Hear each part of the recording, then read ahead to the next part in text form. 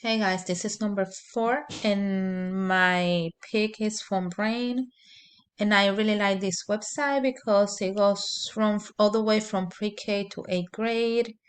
It has hundreds of free interactive games, it has books, videos, and I like it because it helps kids develop skills from math, reading, and problem solving.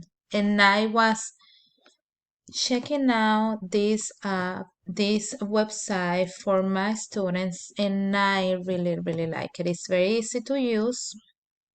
If you look here, you click and it has videos, and I like that it has the grades. If you see it here, it says from 2nd to 8, K through 5, and it has videos, it has a reading,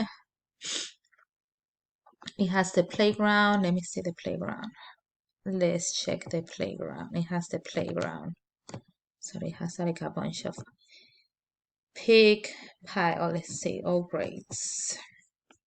I think this can be a great addition to your computer lab, especially if you work in early childhood education. I think it has a lot of nice games that you can have your students do it for, as I already said, problem solving, reading and math.